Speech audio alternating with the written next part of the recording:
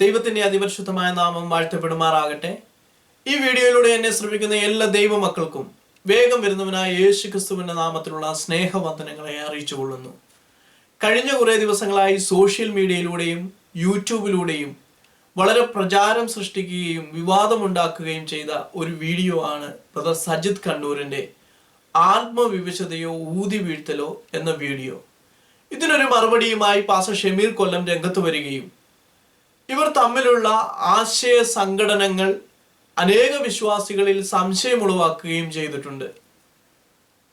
ഈ രണ്ട് വീഡിയോകൾ തമ്മിലൊന്ന് വിലയിരുത്തുവാനും അവയൊന്ന് വിശകലനം ചെയ്യുവാനുമാണ് മലയാളി പെന്തക്കോസ്റ്റൽ ഫ്രീ തിങ്കേഴ്സ് അഥവാ MBFT എന്ന ഫേസ്ബുക്ക് കൂട്ടായ്മയുടെ നേതൃത്വത്തിൽ ഞങ്ങൾ ഇവിടെ ശ്രമിക്കുന്നത്. ഞാൻ ആദ്യമേ തന്നെ പറയട്ടെ, ദൈവവചനം ആധികാരികമായി നാം പഠിക്കുകയാണെങ്കിൽ ഊതി വീഴ്ത്തൽ എന്നൊരു ശുശ്രൂഷ നമുക്ക് ദൈവവചനത്തിൽ എങ്ങും കാണുവാൻ സാധിക്കുകയില്ല. നാം ആകെ കാണുന്നത് അപ്പോസ്തല പ്രവൃത്തികൾ 8-ാം അധ്യായത്തിലേക്ക് കടന്നു വരുമ്പോൾ അതിന്റെ 17-ാം വാക്യത്തിൽ ശമരിയിലെ വിശ്വാസികളുടെ മേൽ കൈവച്ച് പ്രാർത്ഥിച്ചപ്പോൾ, അപ്പോസ്തലന്മാർ അവരുടെ മേൽ കൈവച്ച് പ്രാർത്ഥിച്ചപ്പോൾ അവരുടെ മേൽ പരിശുദ്ധാത്മാവ് വ്യക്തമായ പ്രകടമായ സാന്നിധ്യത്തിൽ കടന്നു വന്നു. അവർ അന്യഭാഷകളിൽ ദൈവത്തെ ആരാധിക്കുന്നത് നമുക്ക് കാണുവാൻ സാധിക്കും. അതേപോലെ തന്നെയാണ് അപ്പോസ്തല പ്രവൃത്തികൾ 19-ാം അധ്യായം 6 മുതലുള്ള വാക്യങ്ങൾ നമ്മൾ വായിക്കുമ്പോൾ എഫെസോസിലെ വിശ്വാസികളുടെ മേൽ കൈവച്ച് പ്രാർത്ഥിച്ചപ്പോൾ അവർ പരിശുദ്ധാത്മാവിന്റെ പ്രകടമായ ഒരു സാന്നിധ്യം അവരുടെ മേൽ വരുന്നത് നമുക്ക് കാണുവാൻ സാധിക്കും. ഇങ്ങനെ ഈ രണ്ട് സന്ദർഭങ്ങളിൽ ഒരു വ്യക്തിയുടെ മേൽ കൈവച്ച് പ്രാർത്ഥിച്ചപ്പോൾ, അവർക്ക് വേണ്ടി കൈവച്ച് പ്രാർത്ഥിച്ചപ്പോൾ പ്രകടമായ ഒരു പരിശുദ്ധാത്മാവിന്റെ സാന്നിധ്യം അവരുടെ മേൽ വരുന്നതും അവർ അന്യഭാഷയിൽ ദൈവത്തെ ആരാധിക്കുന്നതും നമുക്ക് കാണുവാൻ സാധിക്കും. എന്നാൽ ദൈവവചനത്തിൽ മറ്റെവിടെയും ഒരു മനുഷ്യനെ പ്രാർത്ഥിച്ച് ഉന്തിയിടുന്നതോ ഒരു മനുഷ്യന്റെ മേൽ കൈവച്ച് അവനെ തള്ളിയിടുന്നതോ ഒരു ശുശ്രൂഷയായി നമുക്ക് എങ്ങും കാണുവാൻ സാധിക്കുകയില്ല. അതുകൊണ്ട് ബ്രദർ സജിത് കണ്ണൂർ പറഞ്ഞതുപോലെ തള്ളിയിടുന്ന ഒരു ശുശ്രൂഷ അല്ലെങ്കിൽ ഒരു ദൈവദാസൻ ഒരു വ്യക്തിയെ തലയിൽ കൈവച്ച് പ്രാർത്ഥിക്കുമ്പോൾ അവൻ മറിഞ്ഞു വീഴുന്ന ഒരു ശുശ്രൂഷയായി നമുക്ക് എങ്ങും കാണുവാൻ സാധിക്കുകയില്ല. അതുകൊണ്ട് ഉന്തി വീഴ്ത്തൽ അഥവാ ഊതി വീഴ്ത്തൽ എന്നത് ദൈവവചനത്തിന് അടിസ്ഥാനമില്ലാത്ത ശുശ്രൂഷയാണ്. തീർച്ചയായിട്ടും ബ്രദർ ഷമീർ കൊല്ലം പറഞ്ഞ ഈ ഒരു വിഷയത്തോട് തീർച്ചയായിട്ടും ഞങ്ങൾ യോജിക്കുന്നു. ഈ ഒരു വിഷയത്തിന് മേൽ ഊതി വീഴ്ത്തൽ അഥവാ ഉന്തി വീഴ്ത്തൽ എന്നൊരു ശുശ്രൂഷ ദൈവസഭയിൽ എങ്ങും നമുക്ക് കാണുവാൻ സാധിക്കുകയില്ല. തീർച്ചയായും ബ്രദർ സജിത് കണ്ണൂർ അദ്ദേഹം ഒരു പെന്തക്കോസുകാരൻ അല്ല എന്ന് പരസ്യമായി പ്രഖ്യാപിച്ച ഒരു വ്യക്തിയാണ്. അദ്ദേഹത്തെ വളരെ ഞാൻ സ്നേഹിക്കുകയും ബഹുമാനിക്കുകയും ചെയ്യുന്നു. എന്നാൽ പെന്തക്കോസ് വിശ്വാസത്തിലെ അദ്ദേഹം ഇപ്പോൾ അല്ല എന്നാണ് എനിക്ക് അറിയുവാൻ സാധിച്ചത്. അങ്ങനെ ഒരു വ്യക്തി ഒരു പ്രസംഗം നടത്തുമ്പോൾ അതിന് നമുക്കറിയാം, വ്യത്യസ്ത സഭകളിൽ നിൽക്കുന്ന ഒരു വ്യക്തി എന്ന നിലയിൽ അദ്ദേഹത്തിന്റെ പ്രസംഗത്തിലെ അല്ലെങ്കിൽ അദ്ദേഹത്തിന്റെ നിലപാടുകളിൽ നമ്മൾ വിശ്വസിക്കുന്ന അല്ലെ പെന്തക്കോസ് വിശ്വാസത്തിന് വിരുദ്ധമായ പല നിലപാടുകളും അദ്ദേഹത്തിന് കാണും. അതിനൊന്നും മറുപടി പറയേണ്ട കാര്യം ഒരു പെന്തക്കോസ് വിശ്വാസി എന്ന നിലയിൽ നമുക്കില്ല. കാരണം അദ്ദേഹത്തിന്റെ നിലപാടുകൾ, അദ്ദേഹത്തിന്റെ വിശ്വാസങ്ങൾ പെന്തക്കോസ് വിശ്വാസത്തിന് വിപരീതമാണ്. പെന്തക്കോസ് നിലപാടുകൾ, പെന്തക്കോസ് അനുഭവത്തെ ഒന്നും അദ്ദേഹം സ്വീകാര്യമായി കരുതുന്ന ഒരു വ്യക്തിയുമല്ല എന്നതിനാൽ അദ്ദേഹത്തിന് തീർച്ചയായിട്ടും ഊതി വീഴ്ത്തൽ ഉന്തി വീഴ്ത്തൽ എന്നൊരു വിഷയം ദൈവസഭയിൽ അല്ലെങ്കിൽ പെന്തക്കോസ് വിശ്വാസത്തിന് അനുസൃതമല്ല എന്ന് പറഞ്ഞുകൊണ്ട് തന്നെ ഞാൻ ആ വിഷയം വിടുവാൻ താല്പര്യപ്പെടുകയാണ്. എന്നാൽ ബ്രദർ സജിത് കണ്ണൂരിന് ഒരു മറുപടി പാസ്റ്റർ ഷമീർ കൊല്ലം പറയുമ്പോൾ അല്ലെങ്കിൽ അദ്ദേഹം അത് കൊടുക്കുമ്പോൾ വളരെ ശ്രദ്ധിക്കേണ്ട ഒരു വിഷയം, താൻ പെന്തക്കോസുകാരനാണ്, തൻ്റെ പ്രസംഗങ്ങൾ, തൻ്റെ യൂട്യൂബ് വീഡിയോകൾ പെന്തക്കോസ് വിശ്വാസികൾ കാണുകയും വിലയിരുത്തുകയും ചെയ്യുന്നതാണ്. അതുകൊണ്ട് അദ്ദേഹം വളരെ ശ്രദ്ധിച്ച് ചെയ്യേണ്ട ചില കാര്യങ്ങൾ ഉണ്ടായിരുന്നു. അവ മാത്രം ചൂണ്ടിക്കാണിച്ചുകൊണ്ട് ഞാൻ മുന്നോട്ട് പോകുവാനാണ് താല്പര്യപ്പെടുന്നത്. ആദ്യമേ തന്നെ പാസ്റ്റർ ഷമീർ കൊല്ലത്തിനോട് എനിക്ക് വളരെ ബഹുമാനവും സ്നേഹവുമുള്ള ഒരു ദൈവദാസനാണ് അദ്ദേഹം വളരെ ആവേശത്തിൽ ബ്രദർ സജിത് കണ്ണൂരിന് മറുപടി കൊടുക്കുമ്പോൾ അദ്ദേഹം വളരെ ആവേശത്തിൽ പറഞ്ഞ ഒരു കാര്യമാണ്, ദൈവജനം വചനം പഠിച്ചു തുടങ്ങി, ദൈവജനം വചനം മനസ്സിലാക്കി തുടങ്ങി എന്നൊരു നിലയിൽ 2 സ്റ്റേറ്റ്മെന്റ് അദ്ദേഹം ആ വീഡിയോയിലൂടെ എനിക്ക് കാണുവാനിടയായി. ദൈവജനം വചനം പഠിച്ചു തുടങ്ങിയിരിക്കുന്നു, ദൈവജനം വചനം മനസ്സിലാക്കി തുടങ്ങിയിരിക്കുന്നു. തീർച്ചയായിട്ടും അത് തിരുത്തപ്പെടേണ്ട ഒരു സ്റ്റേറ്റ്മെന്റ് ആണ്. പാസ്റ്റർ ഷമീർ കൊല്ലം ആവേശത്തിൽ പറഞ്ഞതാണെന്ന് ഞാൻ വിശ്വസിക്കുന്നു. കാരണം ദൈവജനം ഷമീർ കൊല്ലം ഖണ്ഡന പ്രസംഗം തുടങ്ങിയതിന് ശേഷമല്ല വചന പഠനം തുടങ്ങിയത്. പെന്തക്കോസ് അനുഭവത്തിന്റെ ആദ്യകാലങ്ങൾ മുതൽ തന്നെ ദൈവജനം വചനം പഠിച്ചത് കൊണ്ടാണ് ഇങ്ങനെ ഒരു അനുഭവം ഉണ്ടായത്. വചനം മനസ്സിലാക്കിയത് കൊണ്ടാണ് ഇങ്ങനെ ഒരു അനുഭവം ഉണ്ടായത്.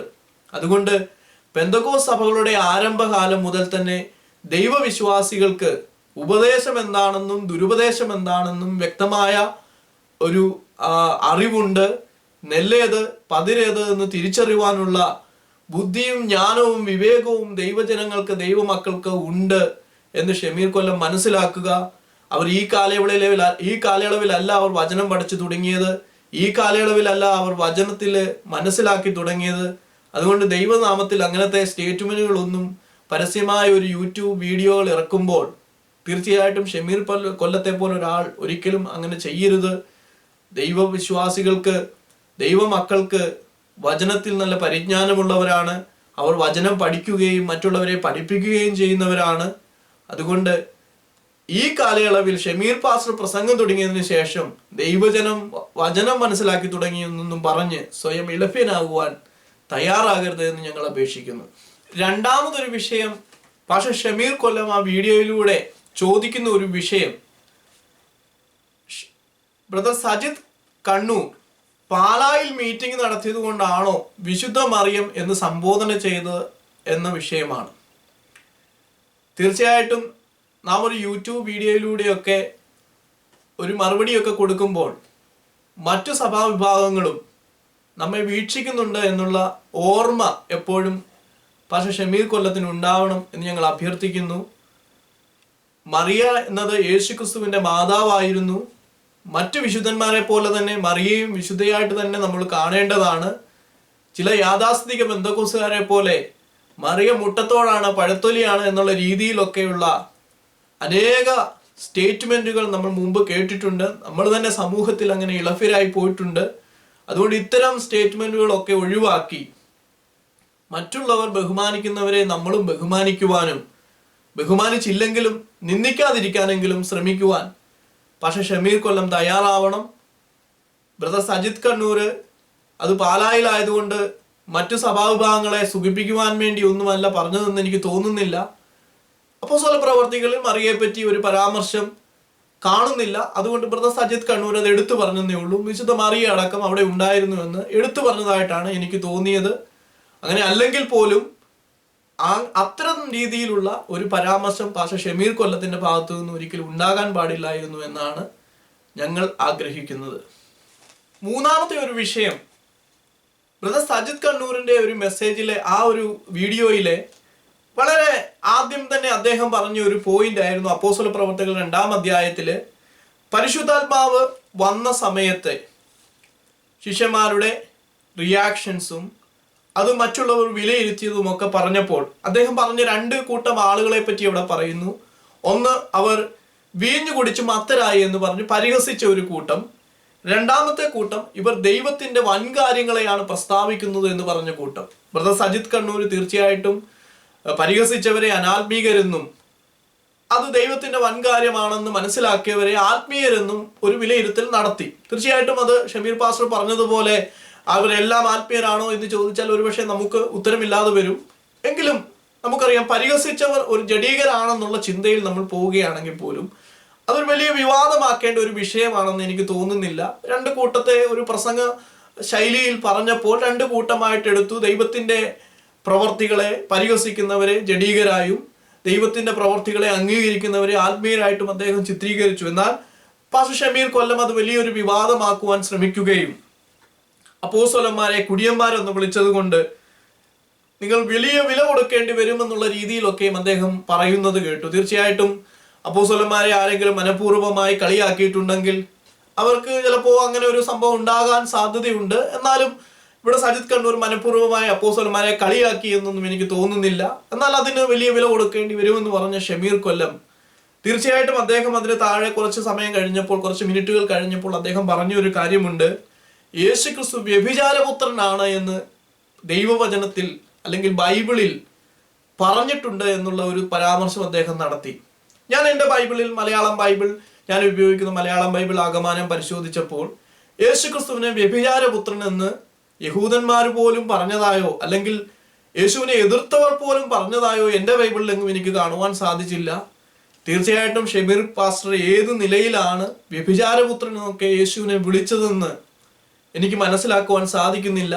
തീർച്ചയായിട്ടും ഷമീർ പാസ്റ്റർ പറഞ്ഞതുപോലെ വലിയ വില കൊടുക്കേണ്ടി വന്നാൽ ഇത്തരം പരാമർശങ്ങൾക്ക്, ഇത്തരം വാക്കുകൾക്ക് താങ്കൾ തീർച്ചയായിട്ടും വില കൊടുക്കേണ്ടി വരും. അതുകൊണ്ട് പരസ്യമായി നാം ദൈവവചനം ശുശ്രൂഷിക്കുമ്പോൾ വളരെ ശ്രദ്ധയോടുകൂടി, വളരെ പരിജ്ഞാനത്തോടുകൂടി വാക്കുകൾ ഉപയോഗിക്കുവാനും വാക്കുകൾ മിതത്വം പാലിക്കുവാനും ശ്രമിക്കണമെന്ന് ഷമീർ പാസ്റ്ററോട് അഭ്യർത്ഥിക്കുന്നു. 4-ാമത്തെ വിഷയമാണ് ഷമീർ പാസ്റ്റർ സജിത് കണ്ണൂരിൻ്റെ പ്രസംഗം എടുത്തുകൊണ്ട് സജിത് കണ്ണൂർ ഉന്തി വീഴ്ത്തലാണ് എന്ന് സ്ഥാപിക്കുവാനായി അദ്ദേഹം എടുത്ത 3 വേദഭാഗങ്ങളാണ്. മർക്കോസ് 9-ാം അധ്യായം 25-ാം വാക്യം, ലൂക്കോസ് 4-ാം അധ്യായം 33-ാം വാക്യം, ലൂക്കോസ് 9-ാം അധ്യായം 37-ാം വാക്യം. തീർച്ചയായിട്ടും സജിത് കണ്ണൂർ അത് ഉന്തി വീഴ്ത്തൽ എന്നൊരു ശുശ്രൂഷയെ സപ്പോർട്ട് ചെയ്യുവാനായി ഈ 3 വേദഭാഗങ്ങൾ എടുത്തു. അത് ഷമീർ പാസ്റ്റർ അതേ വേദഭാഗങ്ങൾ എടുത്തുകൊണ്ട് തന്നെ അത് ഉന്തി വീഴ്ത്തൽ അല്ല എന്ന് സ്ഥാപിക്കുന്നതിൽ അദ്ദേഹം വിജയിക്കുകയും ചെയ്തു. തീർച്ചയായിട്ടും അഭിനന്ദന അർഹമായ ഒരു പ്രവർത്തനമാണ് ഷമീർ പാസ്റ്റർ ചെയ്തത്. എന്നാൽ അദ്ദേഹം കൺക്ലൂഡ് ചെയ്യുന്ന ഒരു വിഷയമുണ്ട്. അദ്ദേഹം ഈ 3 വാക്യങ്ങൾ എടുത്തുകൊണ്ട് അദ്ദേഹം കൺക്ലൂഡ് ചെയ്യുന്ന ഒരു വിഷയം എന്ന് പറയുന്നത്, അദ്ദേഹം പറഞ്ഞു നിർത്തിയത് ഇപ്രകാരമാണ്: വീഴ്ത്തുന്നത്, തള്ളിയിടുന്നത് ഭൂതമാണ് അല്ലെങ്കിൽ ദുരാത്മാവാണ് എന്നൊരു ചിന്തയിലേക്കാണ് അദ്ദേഹം പോകുവാനിടയായത്. തീർച്ചയായിട്ടും നാം ദൈവവചനം ഈ 3 ഭാഗങ്ങൾ എടുത്ത് പരിശോധിക്കുകയാണെങ്കിൽ തീർച്ചയായിട്ടും നമ്മൾ അങ്ങനെ ഒരു കൺക്ലൂഷനിലേക്ക് നമുക്ക് പോകുവാനായിട്ട് സാധിക്കും. എന്നാൽ നാം മനസ്സിലാക്കേണ്ട ഒരു വിഷയം, ദൈവവചനത്തിൽ അനേക ഇടങ്ങളിൽ തള്ളിയിട്ടത് മുഴുവൻ ഭൂതങ്ങളല്ല, തള്ളിയിട്ടത് മുഴുവൻ ദുരാത്മാവിലല്ല എന്ന് നമ്മൾ മനസ്സിലാക്കണം. അതിനാധാരമായി ഞാൻ ചില വാക്യങ്ങൾ വായിക്കാം. മത്തായി എഴുതിയ സുവിശേഷം 17-ാം അധ്യായം 5 മുതൽ നമ്മൾ വായിക്കുമ്പോൾ, കർത്താവായ യേശുക്രിസ്തു മരുഭൂമിമലയിൽ താൻ തേജസ്കരിക്കപ്പെടുന്ന സമയത്ത് അത് കണ്ടുകൊണ്ട് സ്വർഗത്തിൽ നിന്ന് അപ്പോൾ ഒരു ദൂത് കേട്ടുകൊണ്ട് അവരുടെ ശിഷ്യന്മാരെല്ലാം നിലത്ത് വീണതായിട്ട് നാം വായിക്കുന്നുണ്ട്. മത്തായി എഴുതിയ സുവിശേഷം 17-ാം അധ്യായം 5 മുതൽ നമ്മൾ വായിക്കുമ്പോൾ. അതേപോലെ തന്നെയാണ് യോഹന്നാൻ എഴുതിയ സുവിശേഷം 18-ാം അധ്യായം 3 മുതൽ വായിക്കുമ്പോൾ, യേശുവിനെ പിടിക്കുവാനായി ഒരു കൂട്ടം ആളുകൾ കടന്നു വന്നപ്പോൾ യേശു അവരോട് ചോദിച്ചു, നിങ്ങൾ ആരെയാകുന്നു തിരയുന്നു എന്ന് ചോദിച്ചപ്പോൾ, ഞങ്ങൾ യേശുവിനെ തിരയുന്നു എന്ന് അവർ പറഞ്ഞു. അപ്പോൾ ഞാനാകുന്നു യേശു എന്ന് പറഞ്ഞപ്പോൾ ആ പടയാളികൾ നിലത്ത് വീണതായിട്ട് നാം യോഹന്നാൻ എഴുതിയ സുവിശേഷം 18-ാം അധ്യായം 3 മുതലുള്ള വാക്യങ്ങളിൽ നമുക്ക് കാണാൻ സാധിക്കും. അതേപോലെ തന്നെ മത്തായി എഴുതിയ സുവിശേഷം 28-ാം അധ്യായം 2 മുതൽ നമ്മൾ വായിക്കുമ്പോൾ, കർത്താവിൻ്റെ കല്ലറയിൽ ഒരു ദൂതൻ ഇറങ്ങി വന്നിട്ട് ഒരു കല്ല് ഉരുട്ടി മാറ്റുന്ന ഒരു അനുഭവം ഉണ്ടായപ്പോൾ അവിടെ ഉണ്ടായിരുന്ന പടയാളികൾ നിലത്ത് വീണ് മരിച്ചവരെ പോലെയായി എന്ന് നമുക്ക് കാണുവാൻ സാധിക്കും. അതുകൊണ്ട് ഷമീർ പാസ്റ്റർ കൺക്ലൂഡ് ചെയ്യുന്നത് പോലെ തള്ളിയിടുന്നതോ എല്ലാം ഭൂതമോ ദുരാത്മാവോ അല്ല. ദൈവത്തിൻ്റെ ദൂതൻ ഇറങ്ങിയ സമയത്തൊക്കെയും അല്ലെങ്കിൽ ദൈവത്തിൻ്റെ സാന്നിധ്യം ഇറങ്ങിയ സമയത്തൊക്കെയും നമ്മളിങ്ങനെ നിലത്ത് വീണതായിട്ടൊക്കെയും കാണുവാൻ സാധിക്കുന്നുണ്ട്. ഞാൻ മറ്റൊരു വാക്യം വായിക്കാം. അപ്പോസ്തല പ്രവർത്തികൾ 9-ാം അധ്യായം അതിന് 3-ാം വാക്യത്തിൽ നാം ഇവിടെ ഒരു വ്യക്തിയെ കാണുന്നു, ശൗൽ എന്ന് പേരുണ്ടായിരുന്ന പൗലോസിനെ. 9:3 ഇപ്രകാരമാണ് കാണുന്നത്: അവൻ പ്രയാണം ചെയ്ത് ദമസ്കോസിനെ സമീപിച്ചപ്പോൾ പെട്ടെന്ന് ആകാശത്തു നിന്നൊരു വെളിച്ചം അവന്റെ ചുറ്റും മിന്നി, അവൻ നിലത്തു വീണു. നാം പിന്നീട് 8-ാമത്തെ വാക്യത്തിലേക്ക് കടന്നു വരുമ്പോഴാണ് ശൗൽ നിലത്തു നിന്ന് എഴുന്നേറ്റ് കണ്ണു തുറന്നപ്പോൾ. അപ്പോൾ നമ്മൾ ഈ 4-ാം വാക്യം മുതൽ 8-ാം വാക്യം വരെ നമുക്ക് കാണുവാൻ സാധിക്കും, ശൗൽ നിലത്തു വീണു, അവൻ നിലത്ത് തന്നെ ആയിരുന്നു. ഏതനുഭവത്തിലാണ് ശൗൽ നിലത്തു വീണത്? അവൻ ആകാശത്തു നിന്നൊരു വെളിച്ചം കണ്ടു, അത് അവന് ചുറ്റും മിന്നി. അപ്പോൾ ശൗലേ ശൗലേ, നീ എന്നെ ഉപദ്രവിക്കുന്നത് എന്ത്? നീ ആരാകുന്നു കർത്താവേ എന്ന് ചോദിച്ചപ്പോൾ ഞാൻ യേശു ആകുന്നു എന്ന് പറയുവാനിടയായി. അവിടെ ഒരു ദൈവത്തിന്റെ സാന്നിധ്യം അഥവാ ഒരു ദൈവത്തിന്റെ ഒരു പ്രകടമായ ഒരു ദൃശ്യ അവിടെ കാണുമ്പോൾ അവിടെ ശൗൽ നിലത്ത് വീണതായിട്ട് നമുക്ക് കാണുവാൻ സാധിക്കും. അതുകൊണ്ട് നിലത്ത് വീഴ്ത്തുന്നതെല്ലാം അല്ലെങ്കിൽ വീഴ്ത്തുന്നതെല്ലാം ഭൂതമാണ്, ദുരാത്മാവാണ് എന്നുള്ള ചിന്ത ദയവ് ചെയ്ത് ഷമീർ പാസ്റ്റർ വെച്ചു പുലർത്തരുത്. ദൈവത്തിന്റെ ആത്മാവ് പഴയ നിയമത്തിൽ ദാനിയേലിന്റെ അടുക്കൽ വന്നപ്പോൾ അവൻ നിലത്ത് വീണിട്ടുണ്ട്. ദൈവത്തിൻ്റെ ആത്മാവിൻ്റെ സാന്നിധ്യം അനുഭവിച്ച പല വ്യക്തികളും നിലത്ത് വീണതായിട്ട് നാം ദൈവവചനത്തിൽ പഠിക്കുന്നുണ്ട്. അതുകൊണ്ട് നിലത്ത് വീഴിക്കുന്നതെല്ലാം ദുരാത്മാവാണ്, ഭൂതമാണെന്നുള്ള കൺക്ലൂഷനിലേക്ക് കടന്നു പോകാതെ ദൈവവചനത്തിലേക്ക് കടന്നു വരുമ്പോൾ ഇങ്ങനെയും പല സന്ദർഭങ്ങളും നമുക്ക് കാണുവാൻ സാധിക്കും. ഈ വിഷയങ്ങളെല്ലാം നാം ചിന്തിക്കുമ്പോൾ ഇവിടെ ഷമീർ പാസ്റ്റർ പറയാൻ ശ്രമിക്കുന്ന ഒരു വിഷയമുണ്ട്. പരിശുദ്ധാത്മാവിന് പ്രവർത്തിക്കുവാൻ ഒരു ചട്ടക്കൂടുണ്ട്. അതിന് മുകളിലേക്ക് പ്രവർത്തിക്കുന്നതൊക്കെ ദുരാത്മാവാണ്, ഭൂതമാണെന്നൊരു ചിന്തയിലേക്കാണ് അദ്ദേഹം കൊണ്ടുപോകുന്നത്. അദ്ദേഹം അതിന് പറയുന്നത് ദൈവവചനത്തിന്റെ അടിസ്ഥാനം എന്ന് പറഞ്ഞുകൊണ്ട് ദൈവവചനത്തില് ഇപ്രകാരമാണ്. അപ്പോസ്തല പ്രവർത്തനം 2-ാം അധ്യായത്തിൽ പരിശുദ്ധാത്മാവ് വന്നപ്പോൾ ഇങ്ങനെയൊക്കെയാണ് പ്രവർത്തിച്ചത്, അതുകൊണ്ട് ഈ രീതിയിലേ പ്രവർത്തിക്കുവാൻ പാടുള്ളൂ എന്നുള്ള രീതിയിലൊക്കെയും അദ്ദേഹം പറയുമ്പോൾ എനിക്ക് പറയുവാനുള്ളത്, നാം അനുഭവത്തിൽ നിന്നല്ല പരിശുദ്ധാത്മാവിന്റെ പ്രവർത്തികളെ വിലയിരുത്തേണ്ടത്. ദൈവവചനത്തിൽ തന്നെ നാം പരിശോധിക്കുകയാണെങ്കിൽ പല നിലകളില് ദൈവത്തിന്റെ ആത്മാവ് ഒരു വ്യക്തിയുടെ മേൽ വരുമ്പോൾ ആ വ്യക്തിക്ക് ആ ഒരു ആത്മാവിനോട് റിയാക്ട് ചെയ്യുമ്പോൾ അവനുണ്ടാകുന്ന അനുഭവങ്ങൾ അല്ലെങ്കിൽ അവൻ പ്രവർത്തിക്കുന്ന ചില മേഖലകൾ അത് വളരെ വ്യത്യസ്തമായിട്ട് നമുക്ക് കാണുവാൻ സാധിക്കും. നമുക്ക് അതിന് ആധാരമായിട്ട് ഞാനൊരു വാക്യം വായിക്കാൻ ആഗ്രഹിക്കുന്നു. 1 ശമൂവേൽ 19-ാം അധ്യായം അതിന്റെ 23-ാം വാക്യത്തിലേക്ക് നമ്മൾ കടന്നു വരുമ്പോൾ നമ്മളോട് ഒരു വ്യക്തിയെ കാണുന്നു. ശൗൽ എന്നാണ് ആ വ്യക്തിയുടെ പേര്. 23-ാം വാക്യത്തിൽ ഇപ്രകാരമാണ് പറയുന്നത്: അങ്ങനെ അവൻ രാമയിലെ നയ്യോത്തിൽ ചെന്നു, ദൈവത്തിന്റെ ആത്മാവ് അവന്റെ മേലും വന്നു. അവൻ രാമയിലെ നയ്യോത്തിലെത്തും വരെ പ്രവചിച്ചു കൊണ്ട് നടന്നു. അവൻ തന്റെ വസ്ത്രം ഉരിഞ്ഞു കളഞ്ഞു. അങ്ങനെ ശമൂവേലിന്റെ മുമ്പാകെ പ്രവചിച്ചുകൊണ്ട് അന്ന് രാപ്പകൽ മുഴുവനും നഗ്നനായി കിടന്നു. നാം ഇവിടെ ഒരു വ്യക്തിയെ കാണുകയാണ്, ശൗലിനെ കാണുകയാണ്. ശൗലിന് സംഭവിച്ചത് എന്താണെന്നാണ് ഇവിടെ പറയുന്നത്. ശൗൽ ദാവീദിനെ കൊല്ലുവാനായി, ദാവീദ് ഇന്ന സ്ഥലത്തുണ്ട് എന്ന അറിവ് കിട്ടിയിട്ട് അവിടേക്ക് ഒരു കൂട്ടം പടയാളികളെ അയക്കുവാൻ ഇടയായി. അങ്ങനെ ആ കൂട്ടം ദാവീദിനെ കൊല്ലുവാനായി അവിടെ കടന്നു ചെന്നപ്പോൾ അവിടെ ശമൂവേൽ പ്രവാചകനെ കാണുകയും അവരുടെ മേൽ ദൈവത്തിന്റെ ആത്മാവ് കടന്നു വരികയും അവർ പ്രവചിക്കുന്നവരായി തീരുകയും ചെയ്തു.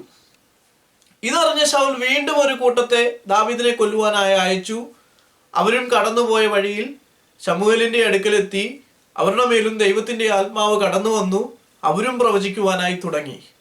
മൂന്നാമത് വീണ്ടും ഒരു കൂട്ടത്തെ അവിടേക്ക് അയക്കുവാനിടയായി. ആ കൂട്ടത്തിന് ഇതുപോലെ തന്നെ സംഭവിച്ചു. അവരും ദൈവത്തിന്റെ ആത്മാവ് കടന്നു വന്നപ്പോൾ അവർ പ്രവചിക്കുന്നവരായി മാറി. അവർ അവിടെ ഇരുന്ന് പ്രവചിക്കുന്ന ഒരവസ്ഥയിലേക്ക് പോയി. അപ്പോഴാണ് ശൗൽ തന്നെ നേരിട്ട് ദാവീദിനെ കൊല്ലുവാനായി കടന്നു വരികയും അവൻ ശമൂവേലിന്റെ മുമ്പാകെ കടന്നു വരുമ്പോൾ അവന്റെ മേൽ ദൈവത്തിന്റെ ആത്മാവ് കടന്നു വന്നു. അപ്പോൾ അവിടെ എന്താണ് സംഭവിച്ചത്? ദൈവത്തിന്റെ ആത്മാവ് ശൗലിന്റെ മേൽ കടന്നു വന്നപ്പോൾ അവൻ പ്രവചിക്കുന്നവനായി മാറി. അവൻ പ്രവചിക്കുവാൻ തുടങ്ങി. അതുമാത്രമല്ല, അതിനുശേഷം അവൻ വസ്ത്രം എല്ലാം ഉരിഞ്ഞു കളഞ്ഞിട്ട് ശമൂവേലിന്റെ മുമ്പാകെ, ശമൂവേൽ പ്രവാചകന്റെ മുമ്പാകെ രാപ്പകൽ മുഴുവനും നഗ്നനായി കിടക്കുന്ന ഒരു അനുഭവത്തിലേക്ക് കടന്നുപോയി. ഇവിടെ നാം ചിന്തിക്കണം, ആദ്യം ഒരു 3 കൂട്ടത്തിനെ അവിടെ കടന്നു വന്നു.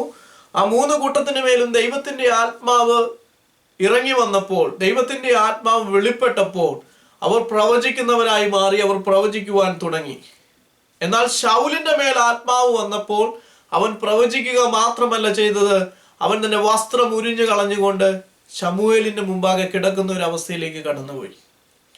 നാം ഈ വിഷയത്തെ ചിന്തിക്കുമ്പോൾ ഈ ഒരു കാലഘട്ടത്തിലാണ് ഇത് സംഭവിക്കുന്നതെങ്കിൽ ഇവിടെ ശമൂവേൽ പ്രവാചകന്റെ ശുശ്രൂഷയെ ചോദ്യം ചെയ്യുവാനും ശൗലിന്റെ മേൽ ഇറങ്ങി വന്ന ദൈവത്തിന്റെ ആത്മാവിനെ ഭൂതത്തിന്റെ ആത്മാവെന്നും ദുരാത്മാവെന്നും ഒക്കെ മുദ്ര കുത്തുവാനും ദൈവത്തിന്റെ ആത്മാവിനെ തള്ളിക്കളയുന്ന ഒരു കൂട്ടം ഉണ്ടാകുവാൻ ഇടയുണ്ടായിരുന്നു.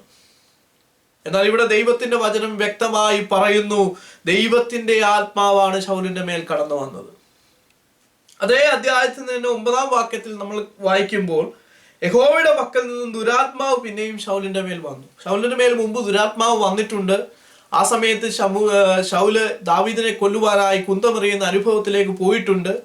അങ്ങനെ അവിടെ വ്യക്തമായിട്ട് ദൈവവചനം പറയുന്നു, ശൗലിന്റെ മേൽ യഹോവയുടെ പക്കൽ നിന്നും ദുരാത്മാവ് വന്നു എന്ന് പറയുമ്പോൾ അത് വ്യക്തമായിട്ട് ദൈവവചനത്തിൽ എഴുതിയിട്ടുണ്ട്. എന്നാൽ 23-ാം വാക്യത്തിൽ വളരെ വ്യക്തമായിട്ട് എഴുതിയിരിക്കുന്നത് ദൈവത്തിന്റെ ആത്മാവ് അവന്റെ മേൽ വന്നു. ഞാനിവിടെ പറയുവാൻ ശ്രമിക്കുന്നത്, ഒരു വ്യക്തിയുടെ മേൽ പരിശുദ്ധാത്മാവ് വരുമ്പോൾ, ദൈവത്തിന്റെ ആത്മാവ് അവന്റെ മേൽ വെളിപ്പെടുമ്പോൾ അവൻ നഗ്നനാകണമെന്നോ വസ്ത്രം ഉരിഞ്ഞ് കളയണമെന്നോ ഒന്നല്ല ഞാൻ പറയാൻ ശ്രമിക്കുന്നത്. കാരണം ഒരു വ്യക്തിയുടെ മേൽ ദൈവത്തിന്റെ ആത്മാവ് കടന്നു വരുമ്പോൾ അവന്റെ റിയാക്ഷൻസ് ഡിഫറെന്റ് ആയിരിക്കും. ഓരോ വ്യക്തിയുടെ ജീവിതശൈലി അനുസരിച്ച്, അവന്റെ ജീവിതത്തിന്റെ ബാക്ക്ഗ്രൗണ്ട് അനുസരിച്ച്, അവന്റെ സംസ്കാരം അനുസരിച്ച് അവൻ ദൈവത്തിന്റെ ആത്മാവിനോട് റിയാക്ട് ചെയ്യുന്നത്. ഇവിടെ ആദ്യം 3 കൂട്ടം കടന്നു വന്നു. അവരൊക്കെയും ദൈവത്തിന്റെ ആത്മാവിനോട് റിയാക്ട് ചെയ്യുമ്പോൾ നമുക്കറിയാം അവർ പ്രവചിക്കുക മാത്രമേ ചെയ്തുള്ളൂ. എന്നാൽ ശൗലിന്റെ കാര്യം എടുക്കുമ്പോൾ അവൻ പ്രവചിക്കുക മാത്രമല്ല ചെയ്തത്, അവൻ വസ്ത്രം ഉരിഞ്ഞു കളയുന്ന അനുഭവത്തിലേക്ക് കടന്നു. ഇതൊരിക്കലും ശൗലിന്റെ മേൽ പകരപ്പെട്ട ദൈവത്തിന്റെ ആത്മാവിന്റെ കുഴപ്പമല്ല. ഇതൊരിക്കലും ശൗലിന്റെ കുഴപ്പമല്ല. അവിടെ ശുശ്രൂഷ ചെയ്ത ശമൂവേൽ പ്രവാചകന്റെ കുഴപ്പമല്ല ഇത്. അത് ആ വ്യക്തിയുടെ ദൈവവുമായിട്ടുള്ള, ദൈവത്തിന്റെ ആത്മാവിനോട് റിയാക്ട് ചെയ്തതിലുള്ള ഒരു അനുഭവമാണ് അവിടെ കാണുന്നത്. അതുകൊണ്ട് ദൈവത്തിന്റെ ആത്മാവ് ഒരു വ്യക്തിയുടെ മേൽ വരുമ്പോൾ അവൻ ഇന്ന നിലയിലേ പ്രവർത്തിക്കുവാൻ പാടുള്ളൂ, ഈ ഒരു നിലയിൽ മാത്രമേ പോകുവാൻ കഴിയുകയുള്ളൂ എന്ന് നമുക്ക് ചിന്തിക്കുവാൻ കഴിയത്തില്ല. ദൈവത്തിന്റെ ആത്മാവ് ഒരു വ്യക്തിയുടെ മേൽ കടന്നു വരുന്നതിനൊരു ഉദ്ദേശമുണ്ട്. ആ ഉദ്ദേശം നിവർത്തിക്കപ്പെടുവാനായി ദൈവത്തിന്റെ ആത്മാവ് അവന്റെ മേൽ കടന്നു വരും. അവന്റെ റിയാക്ഷൻസ് ഡിഫറെന്റ്, ഓരോ വ്യക്തിയുടെയും റിയാക്ഷൻസ് ഡിഫറെന്റ് ആയിരിക്കും. നാം ദൈവവചന ആഗമനം പഠിക്കുമ്പോൾ നമുക്ക് മനസ്സിലാക്കുവാൻ സാധിക്കും, ദൈവത്തിന്റെ ആത്മാവ് കടന്നു വന്ന അനേക വ്യക്തികളെ നമുക്ക് കാണുവാൻ സാധിക്കും. ഇവിടെ പല സന്ദർഭങ്ങളും റിപ്പീറ്റ് ചെയ്ത സന്ദർഭങ്ങളുണ്ട്. ഒരേ രീതിയിൽ നമുക്കറിയാം, ഞാൻ ആദ്യം പറഞ്ഞതുപോലെ അവരുടെ മേൽ കൈവച്ച് പ്രാർത്ഥിച്ചപ്പോൾ അവരുടെ മേൽ ദൈവത്തിന്റെ ആത്മാവ് വന്നപ്പോൾ അന്യഭാഷയിൽ അവർ ദൈവത്തെ ആരാധിക്കുവാനായി ഇടയായി. അങ്ങനെയുള്ള അനേക അനുഭവങ്ങൾ നമുക്ക് കാണുവാൻ സാധിക്കും. എന്നാൽ ഓരോ വ്യക്തിയെ ദൈവം ഉപയോഗിക്കേണ്ടുന്ന ഓരോ സാഹചര്യങ്ങൾ അനുസരിച്ച് അവന്റെ മേൽ ദൈവത്തിന്റെ ആത്മാവ് വരുമ്പോൾ അത് റിപ്പീറ്റ് ചെയ്യപ്പെടാതെ പോയ വിഷയങ്ങളും നമുക്ക് കാണുവാൻ സാധിക്കും. അപ്പോസ്തല പ്രവർത്തികളിലേക്ക് നമ്മൾ കടന്നു വരുമ്പോൾ ഫിലിപ്പോസ് എന്ന വ്യക്തിയെ നമുക്ക് കാണുവാൻ സാധിക്കും. അവനോട് ദൈവത്തിന്റെ ആത്മാവ് അരുളി ചെയ്തു, നീ ഗസ എന്നുള്ള നിർജ്ജന സ്ഥലത്തേക്ക് കടന്നു പോകുക, അവിടെ ഞാൻ നിനക്കൊരാളെ ദൈവവചനം സുവിശേഷം അറിയിക്കുവാനായി ഞാൻ ഒരുക്കിയിരിക്കുന്നു എന്നുള്ള ആ ഒരു ദൂത് കേട്ടുകൊണ്ട് അവൻ നിർജ്ജന ദേശത്തേക്ക് കടന്നുപോയി. അവിടെ അവനോട് സുവിശേഷം പറയുവാനും അവനെ സ്നാനപ്പെടുത്തുന്ന അനുഭവത്തിലേക്ക് കടന്നു പോകുവാനും ഇടയായി. എന്നാൽ നമ്മൾ പിന്നീട് കാണുന്നു, ആ ഫിലിപ്പോസിനെ ദൈവത്തിന്റെ ആത്മാവ് ഗസയുടെ ആ നിർജ്ജന പ്രദേശത്തു നിന്നും എടുത്തുകൊണ്ടുപോയി പിന്നീട് അവനെ കാണുന്നത് അസ്തോദ് എന്ന പട്ടണത്തിൽ വെച്ചിട്ടാണ്. ഈ ഗസയിൽ നിന്നും അസ്തോദിലേക്ക് ഒരു വ്യക്തിയെ എടുത്തുകൊണ്ടു പോകുന്ന ഒരു അനുഭവം ദൈവത്തിന്റെ ആത്മാവോടെ ചെയ്തെടുക്കുവാൻ സാധിച്ചു. അത് പിന്നീട് എങ്ങും റിപ്പീറ്റ് ചെയ്തിട്ടില്ല. അതുകൊണ്ട് ഓരോ വ്യക്തിയുടെ മേൽ ദൈവത്തിന്റെ ആത്മാവ് കടന്നു വരുന്നതിനൊരു ഉദ്ദേശമുണ്ട്, അവനോട് ഇടപെടുന്നതിനൊരു ഉദ്ദേശമുണ്ട്. അതേ രീതിയിൽ തന്നെ പിന്നീട് റിപ്പീറ്റ് ചെയ്യണമെന്നില്ല. അതുകൊണ്ട് ദൈവത്തിന്റെ ആത്മാവ് ഒരു വ്യക്തിയുടെ മേൽ വരുമ്പോൾ അതിനെ ഒരു ചട്ടക്കൂട്ടിലാക്കാതെ, അതിനെ മുൻവിധിയോടുകൂടി സമീപിക്കാതെ, അത് ഭൂതമാണ്, ദുരാത്മാവാണെന്ന് വിധി എഴുതാതെ ആ ഒരു ആത്മാവിന് വേണ്ടി കീഴ്പ്പെടുവാൻ തയ്യാറാകുന്നുവെങ്കിൽ ദൈവം ശക്തമായി എടുത്ത് ഉപയോഗിക്കും. അതേപോലെ തന്നെ അടുത്തൊരു വിഷയമാണ് പാസ്റ്റർ ഷമീർ കൊല്ലം പറഞ്ഞ ഒരു വിഷയം. പരിശുദ്ധാത്മാവ് മർക്കോസിന്റെ മാളികയിലാണ് വന്നത്. അതിനു മുമ്പ് സുവിശേഷങ്ങളിലെങ്ങും പരിശുദ്ധാത്മാവ് ഇല്ലായിരുന്നു എന്ന രീതിയിലുള്ള ഒരു പ്രസ്താവനയും അദ്ദേഹം നടത്തുകയുണ്ടായി. പിന്നീട് അദ്ദേഹം പറയുന്നുണ്ട്, വേണമെങ്കിൽ ഒരു വാദത്തിന് ഞാൻ സമ്മതിച്ചു തരാം എന്നുള്ള രീതിയിലൊക്കെ അദ്ദേഹം പറയുന്നുണ്ട്. എങ്കിലും വളരെ ബഹുമാനത്തോടു കൂടി പാസ്റ്റർ ഷമീർ കൊല്ലത്തോട് പറയട്ടെ, പരിശുദ്ധാത്മാവ് ലോകമുണ്ടായ കാലം മുതൽ തന്നെ ഉണ്ട്. പരിശുദ്ധാത്മാവിന്റെ പ്രവർത്തികൾ പല വ്യക്തികളിലൂടെ, പഴയ നിയമമൊക്കെ എടുത്ത് നമ്മൾ പരിശോധിക്കുകയാണെങ്കിൽ പല വ്യക്തികളിലൂടെ ചെയ്തിട്ടെത്തിയിട്ടുണ്ട്. കർത്താവായ യേശു ക്രിസ്തു പരിശുദ്ധാത്മാവിനാൽ ഉരുവാകപ്പെട്ട്, പരിശുദ്ധാത്മാവിനാൽ അഭിഷിക്തനായി, പരിശുദ്ധാത്മാവിനാൽ നയിക്കപ്പെട്ട്, പരിശുദ്ധാത്മാവിനാൽ അത്ഭുതങ്ങളും അടയാളങ്ങളും രോഗസൗഖ്യങ്ങളും ഒക്കെ നൽകി മുന്നോട്ട് പോയ ഒരു ശുശ്രൂഷകനായിരുന്നു കർത്താവായ യേശു ക്രിസ്തു. അപ്പോൾ അങ്ങനെ നാം ചിന്തിക്കുമ്പോൾ നമുക്കറിയാം, സുവിശേഷങ്ങളിലൊക്കെ അനേക വ്യക്തികളെ നമുക്ക് എടുത്ത് പരിശോധിക്കുവാണെങ്കിൽ നമുക്ക് കാണുവാൻ സാധിക്കും. അനേക വ്യക്തികളുമായിട്ടുള്ള ദൈവത്തിന്റെ ആത്മാവിന്റെ ഇടപെടലുകൾ നമുക്ക് കാണുവാൻ സാധിക്കും. ആദ്യമായിട്ട് ഞാൻ വായിക്കാം 1-ാം അധ്യായം, ലൂക്കോസിന്റെ എഴുതിയ സുവിശേഷം 1-ാം അധ്യായം അതിന്റെ 35-ാം വാക്യത്തിൽ കാണുന്നു ഒരു വ്യക്തിയെ നമുക്ക് കാണാം. ഇവിടെ മറിയയാണ് നമ്മൾ കാണുന്നത്. 35-ൽ ഇപ്രകാരമാണ് പറയുന്നത്, പരിശുദ്ധാത്മാവ് നിന്റെ മേൽ വരും, അത്യുന്നതന്റെ ശക്തി നിന്റെ മേൽ നിഴലിടും, ആകയാൽ ഉത്ഭവിക്കുന്ന വിശുദ്ധ പ്രജ ദൈവപുത്രൻ എന്ന് വിളിക്കപ്പെടും. ഇവിടെ മറിയോട് ദൈവത്തിന്റെ ആത്മാവ് വളരെ വ്യക്തമായിട്ട് പറഞ്ഞു മനസ്സിലാക്കുകയാണ്, ദൈവത്തിന്റെ ആത്മാവ് നിന്റെ മേൽ വരുമ്പോൾ നീ ഗർഭം ധരിച്ച ഒരു മകനെ പ്രസവിക്കും. ഇവിടെ ദൈവത്തിന്റെ ഇടപെടൽ നമുക്ക് കണ്ടു. മറിയോടുള്ള ദൈവത്തിന്റെ ആത്മാവിന്റെ ഇടപെടലുകൾ നമ്മൾ കണ്ടു. അവളുടെ മേൽ ദൈവത്തിന്റെ ആത്മാവ് വന്നപ്പോൾ അവൾ ഗർഭം ധരിച്ച ഒരു മകനെ പ്രസവിച്ചു. അവൻ യേശു എന്ന് പേരിട്ടു, നമുക്കറിയാം. എന്നാൽ ഈ ഒരു സംഭവം, ഈ ഒരു വിഷയം പിന്നീട് റിപ്പീറ്റ് ചെയ്യപ്പെട്ടിട്ടില്ല. അതൊരിക്കലും റിപ്പീറ്റ് ചെയ്യാത്തൊരു വിഷയവുമാണ്. എന്നാൽ ഞാൻ അത് എടുത്തു കാണിക്കാൻ ശ്രമിക്കുന്നത് മറിയോട് പരിശുദ്ധാത്മാവിന്റെ ഒരു ഇടപെടലാണ് നമുക്ക് കാണുവാൻ സാധിക്കുന്നത്.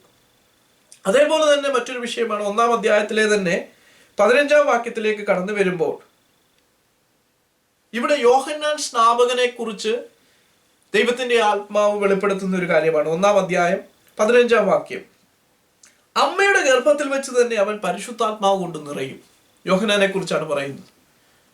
അപ്പോൾ അമ്മയുടെ ഗർഭത്തിൽ വെച്ച് തന്നെ പരിശുദ്ധാത്മാവ് കൊണ്ട് നിറയുന്ന ഒരു വ്യക്തിയും നമ്മൾ കാണുവാനിടയായി. അതായത് ലൂക്കോസിന്റെ സുവിശേഷം 1-ാം അധ്യായത്തിൽ തന്നെ അതിന്റെ 41-ാം വാക്യത്തിലേക്ക് കടന്നു വരുമ്പോൾ നമ്മൾ മറ്റൊരു വ്യക്തിയെ കാണുകയാണ്. ഇവിടെ പറയുന്നു, മറിയയുടെ വന്ദനം എലിസബത്ത് കേട്ടപ്പോൾ പിള്ള അവളുടെ ഗർഭത്തിൽ തുള്ളി.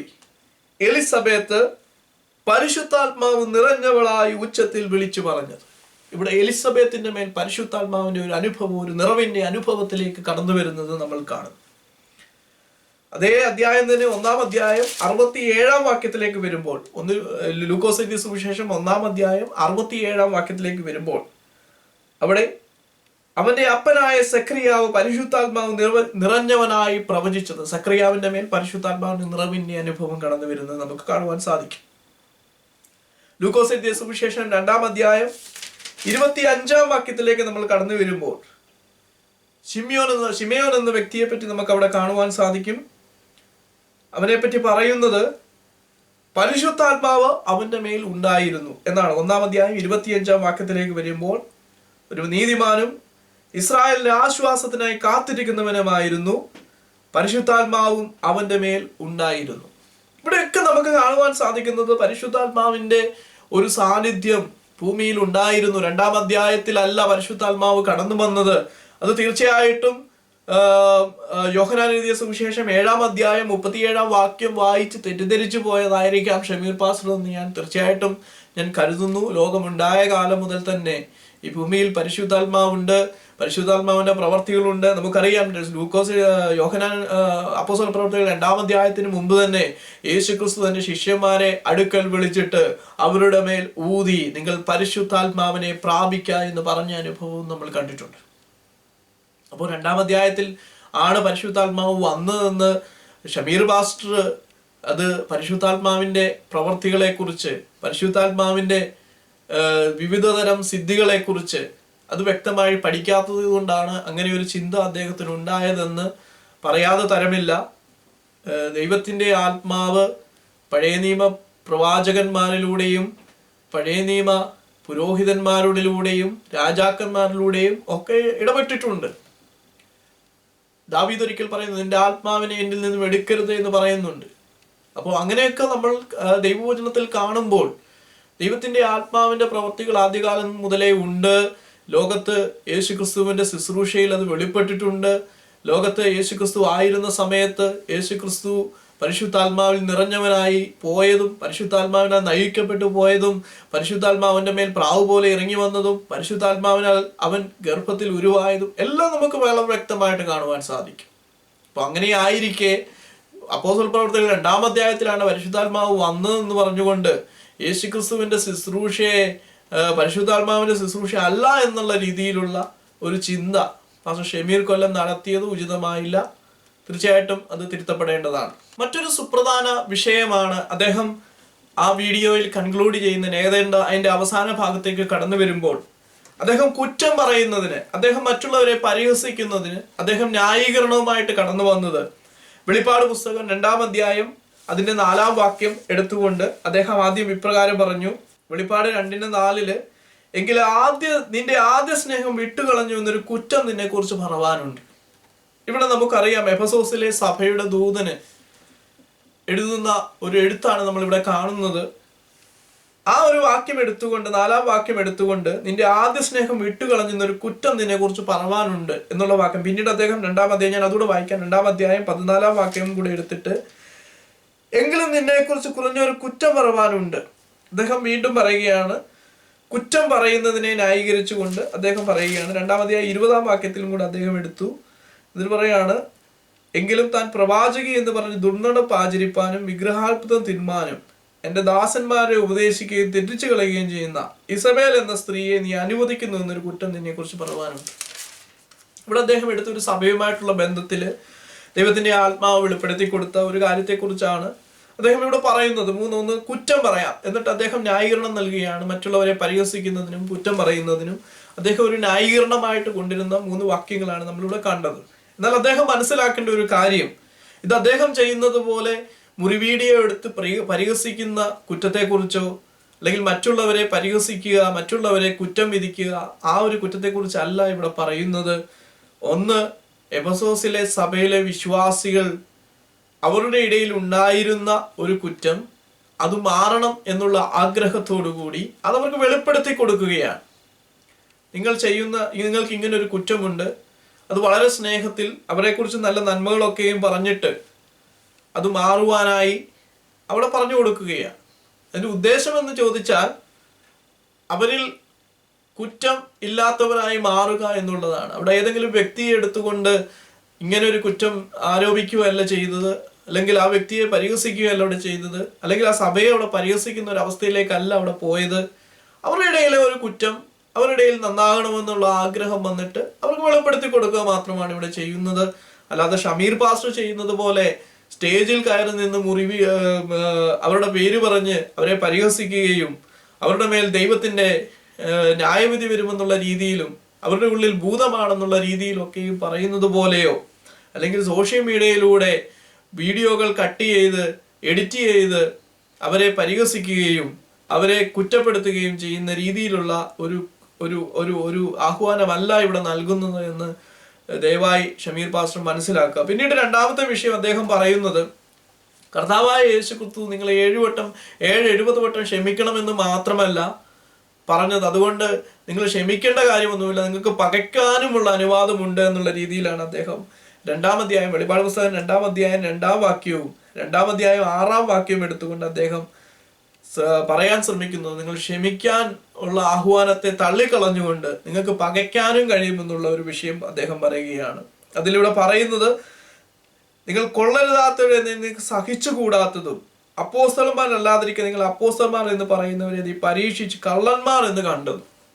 അതിനെക്കുറിച്ചാണ് അദ്ദേഹം പറയുന്നത്. അതിന്റെ 6-ാം വാക്യത്തിലേക്ക് വരുമ്പോൾ പറയുന്നു, എങ്കിലും നിക്കോലേവ്യരുടെ നടപ്പ് നീ പകയ്ക്കുന്നു എന്നൊരു നന്മ നിനക്കുണ്ട്. ഇവിടെ പറയുന്ന 2 വിഷയങ്ങളും ഏതെങ്കിലും ഒരു വ്യക്തിയെ എതിർക്കുവാനോ ഏതെങ്കിലും ഒരു വ്യക്തിയോട് സ്നേഹമില്ലാതെ ക്ഷമയില്ലാതെ പോകുവാനോ ഉള്ള ആഹ്വാനമല്ല ഇവിടെ നൽകുന്നത്. ഇവിടെ പറയുന്നത് അവരുടെ ഉപദേശങ്ങളെ, അവരുടെ നടപ്പിനെ, അവരുടെ എതിർപ്പ് വരേണ്ടത് വ്യക്തികളോടല്ല, അവരുടെ ഉപദേശങ്ങളോടാണ്. ഷമീർ പാസ്റ്റർ തീർച്ചയായിട്ടും വേറെ വാക്യങ്ങൾ എടുത്ത് അദ്ദേഹത്തിന് പറയുവാൻ സാധിക്കും, നമുക്ക് അവരോട് കൂടി ഇരുന്ന് ഭക്ഷണം കഴിക്കരുതെന്നുള്ള രീതിയിലൊക്കെയും അദ്ദേഹത്തിന് പറയുവാൻ സാധിക്കും. എന്നാൽ ദൈവം പഠിപ്പിക്കുന്നത് സ്നേഹിക്കുവാനാണ്, മനുഷ്യരെ സ്നേഹിക്കുവാൻ. തെറ്റു കണ്ടാൽ, വല്ല തെറ്റിൽ നിന്റെ സഹോദരൻ അകപ്പെട്ടു പോയാൽ അവനെ ആ തെറ്റിൽ നിന്നും തിരിച്ചു കൊണ്ടുവരുവാനാണ് ദൈവവചനം നമ്മെ പഠിപ്പിക്കുന്നത്. ആ ഒരു രീതിയിലേക്കാണ് നമ്മൾ മുന്നോട്ട് പോകേണ്ടത്. അല്ലാതെ അവനെ പകയ്ക്കുവാനോ അവനോട് എതിർക്കുവാനോ അവനെ നശിപ്പിച്ചു കളയുവാനോ അല്ല ഒരു ദൈവ പൈതൽ എന്ന നിലയിൽ ചെയ്യേണ്ടതെന്നും ദയവായി മനസ്സിലാക്കുക. അതുകൊണ്ട് പാസ്റ്റർ ഷമീർ കൊല്ലത്തിനോട് ഞങ്ങൾ പറയാൻ ആഗ്രഹിക്കുന്ന ഒരു വിഷയം ഇതാണ്, അനുഭവങ്ങളിൽ നിന്ന് ഒരിക്കലും പരിശുദ്ധാത്മാവിനെ ഒരു ചട്ടക്കൂട്ടിലാക്കുവാൻ ശ്രമിക്കരുത്. നമ്മൾ ചിന്തിക്കുന്നതിൽ അല്ലെങ്കിൽ ഈ ഒരു നിലയിൽ മാത്രമേ പരിശുദ്ധാത്മാവിന് പ്രവർത്തിക്കുവാൻ കഴിയുള്ളൂ എന്നുള്ള ചിന്ത കളഞ്ഞുകൊണ്ട്, പരിശുദ്ധാത്മാവ് ഒരു വ്യക്തിയുമായുള്ള വ്യക്തിപരമായ ഇടപെടലിലാണ് അവൻ്റെ മേൽ വരുന്നത്. അതിനനുസരിച്ച് ആ വ്യക്തിയുടെ റിയാക്ഷൻസിൽ ഓരോ വ്യക്തിയിലും വ്യത്യസ്തമായിരിക്കുമെന്ന് മനസ്സിലാക്കിക്കൊണ്ട് മുന്നോട്ട് പോകുവാൻ ഇടയാകട്ടെ. അതുപോലെ കൃപാവരങ്ങളിൽ ആശ്രയിച്ച് മുന്നേറുവാൻ താങ്കൾക്ക് ഇടയാകണമെന്ന് ഞങ്ങൾ ആത്മാർത്ഥമായിട്ട് ആഗ്രഹിക്കുന്നു. കഴിഞ്ഞ കാലങ്ങളിൽ സോഷ്യൽ മീഡിയയിലൂടെ താങ്കൾ ഇട്ട ചില കമൻസുകൾ ഞങ്ങൾ കാണുവാനിടയായി. ഒന്ന്, പ്രവചനവരത്തെ കളിയാക്കിക്കൊണ്ട്, അതുപോലെ തന്നെ അന്യഭാഷയെ കളിയാക്കിക്കൊണ്ട് താങ്കളുടെ കമൻസുകളൊക്കെ ഞങ്ങൾ കാണുവാനിടയായിട്ടുണ്ട്. തീർച്ചയായിട്ടും ഇത്തരം പ്രവർത്തികളിൽ നിന്ന് താങ്കൾ വിട്ടുനിൽക്കണം. പെന്തക്കോസ്ത് സഭകളുടെ വളർച്ച അത് കൃപാവരങ്ങളിൽ ആശ്രയിച്ചാണ് ഇത്രത്തോളം സഭ വളർന്നത് എന്ന് താങ്കൾ മനസ്സിലാക്കണം. ഈ സഭയുടെ അടിസ്ഥാനമായ ഒരു കൃപാവര ശുശ്രൂഷകൾ ഈ സഭയുടെ തന്നെ അടിസ്ഥാനത്തിന് ഒരു വലിയ പങ്ക് വഹിച്ചിട്ടുള്ളതാണ് എന്ന് മനസ്സിലാക്കിക്കൊണ്ട് കൃപാവരങ്ങൾ ആശ്രയിച്ച് മുന്നേറുവാൻ താങ്കൾക്ക് ഇടയാവട്ടെ. ദൈവം നമ്മെ എല്ലാവരെയും അനുഗ്രഹിക്കട്ടെ.